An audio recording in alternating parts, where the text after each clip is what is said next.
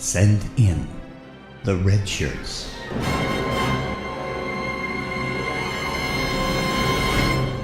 When I heard the name of this new episode, New Eden, I got really concerned because I was like, oh, they're not trying to tie this in with the original episode, The Way to Eden. I sincerely hope not. That would have been a tragedy. But no, it wasn't. This was actually a pretty decent Discovery episode. What makes me say that? Well, I'm finally getting a sense that the crew was starting to gel together. Like I said last week, we got that roll call where we got to kind of be introduced to everyone. Now, that's a far cry from getting to know them, but at least I remember some of their names. There's Detmer, who we haven't seen a lot from yet, but Osakun, she got to go on an away mission. And Bryce, I remember him. So we're getting there slowly. The doctor, she had one line, and we don't even know if that's the permanent doctor or not, but yeah, they got a little work to do, but they're on the right path. I damn near did a head spin or a somersault when I actually heard them refer to the deflector dish. And I'm like, oh, so you writers on Discovery, you have seen a couple of Star Trek episodes. Great. I need more of that. Keep it coming. That almost makes up for you guys writing about the cameras being under the starship as opposed to launching a probe or doing a sensor sweep. It almost makes up for that. I love the debate that Pike has with Burnham about Arthur C. Clarke and Clarke's Law. I doubt that. I don't know if that's true or not, but just the fact that they are debating science versus religion, and you don't see a lot of religion on Star Trek, at least not, the Judeo-Christian version of religion.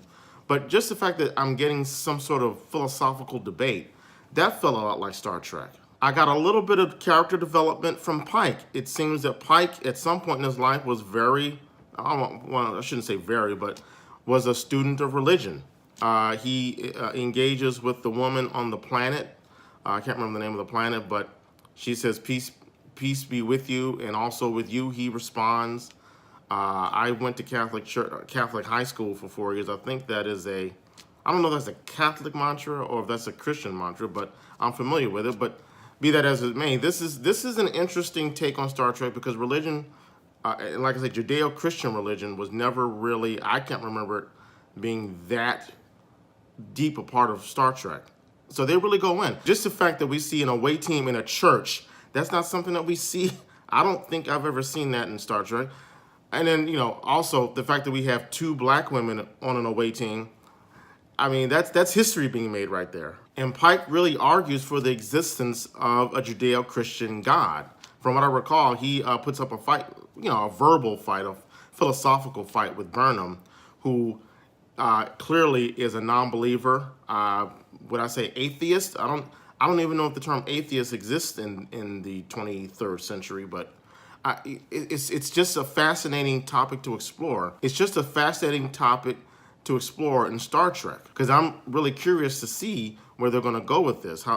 What the writers are trying to, what message they may be trying to put into this story arc. Just the setup, the premise where they get a signal and they go across the universe, or the galaxy, and they come across this planet where there are humans, and they can't understand how this pre-warp society got there. That has DNA in Star Trek from TNG.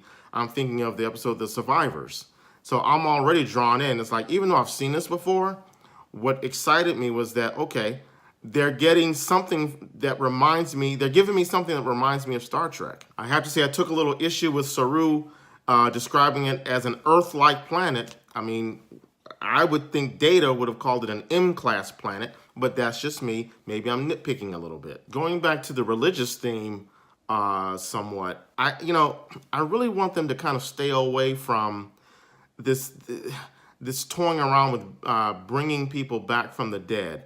Now, as much as I want Wilson Cruz to be a part of this cast, I was a little concerned about the exchange between Tilly and Stamets, where he brings some sort of, he gives us some sort of technobabble, which I love. I love Star Trek technobabble, but where it sounds like they're going to go the route where they're going to be able to resurrect the dead. Speaking of Culber, he gives some sort of explanation that sounds like that's where they're going. They need to really be careful with that because we already saw that in We saw shades of that in Into Darkness, which was a wretched movie with the whole blood and the tribble bringing back Kirk. They also touched on this in Search for Spock, but it was such an extraordinary circumstance, the Genesis effect, that okay, I can let them have that, but don't casually play around with scientifically bringing back the dead, because then in the entire universe there's no suspense at all. There's no risk if people can come back from the dead. Writers need to understand that. That takes away any type of conflict in any story you come up with, because I'm going to think, well, just go into the mycelial network or whatever Stamets said they could do and bring them back. Stay away from that, people. I'm just saying, please stay away from that. And while this was a good episode, I liked it.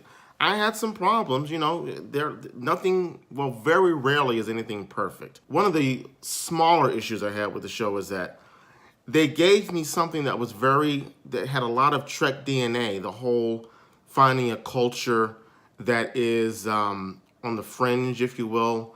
And there's a little mystery about how they got to where they got, being a pre-warp society. How did they get to that planet? They explain that the Red Angel brought them there. Now that's interesting. It's got me hooked to want to know more. I do think this Red Angel concept is a good concept. It's mysterious. Spock is somehow tied into this.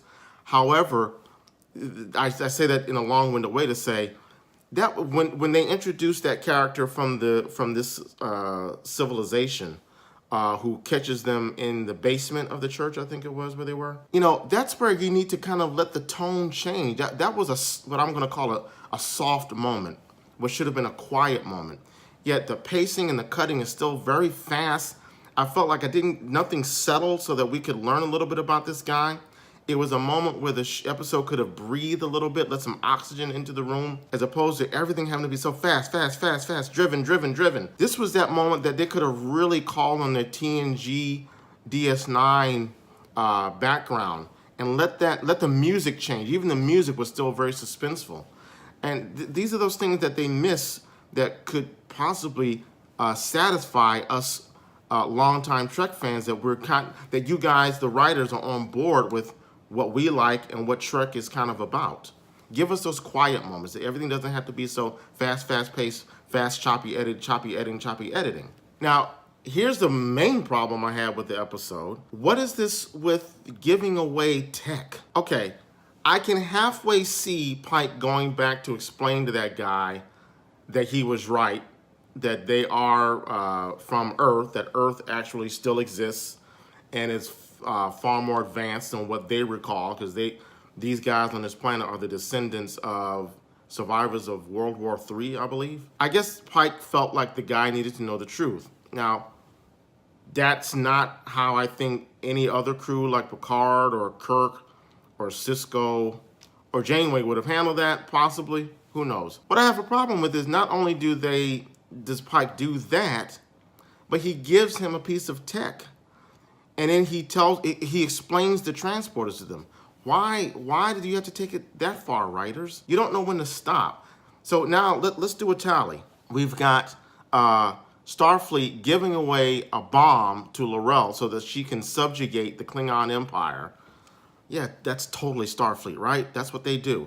Now we've got Pike giving away technology so that this society can have energy, even though Pike himself makes the argument that they have to develop on their own. So it's one thing to go there and say, you were right, that Earth still exists, and then to give him this piece of technology and explain transporter technology. Why?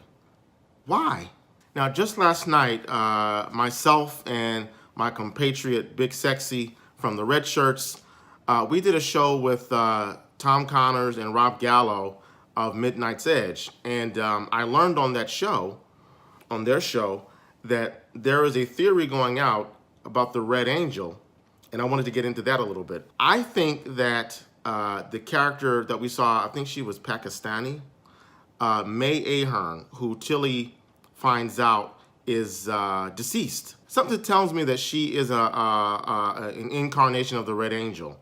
Doesn't really I'm not really sure what the purpose is, but that's part of the mystery. Maybe the Red Angel is a savior, and the Red Angel took May Ahern's form to advise Tilly on how to draw away the radioactive particles with the asteroid, the whole thing that she comes up with.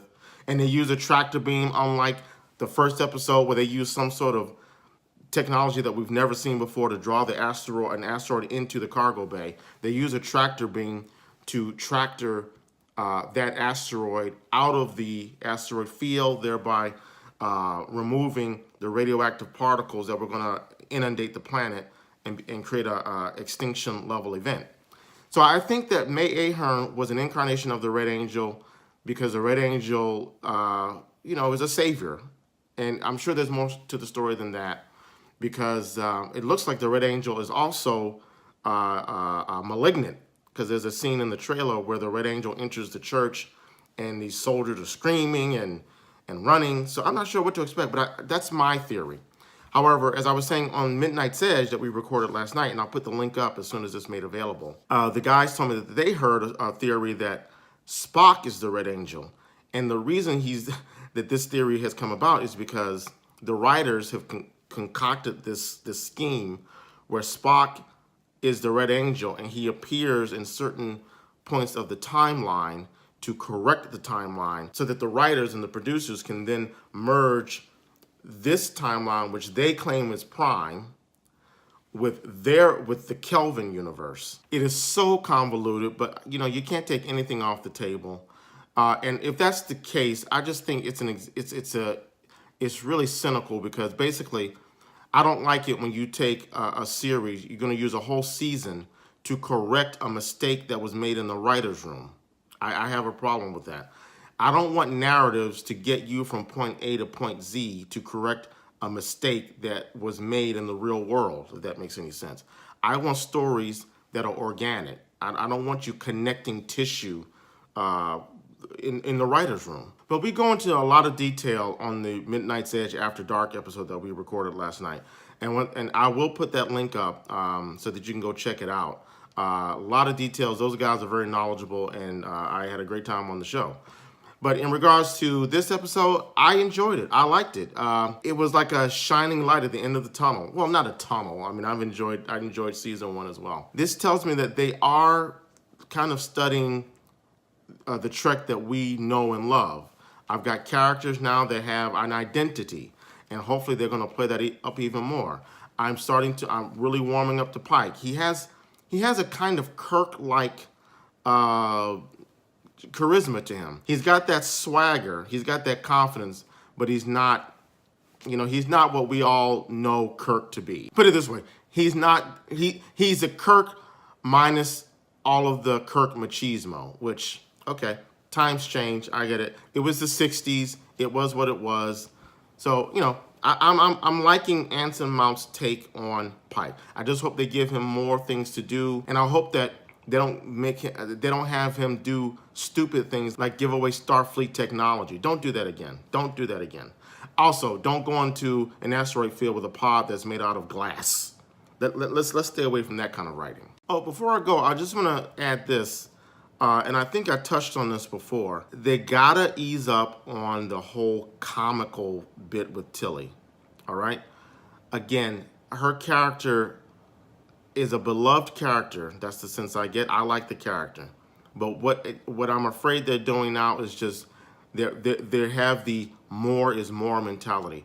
Oh, Tilly's a hit? Well, she's a hit because people like her, because she's funny. So let's double down on that. No, these have to be three-dimensional characters. They have to ebb and flow. They can't be one thing. I would say the same thing about Michael Burnham. Great character, but let's make her a little less stoic.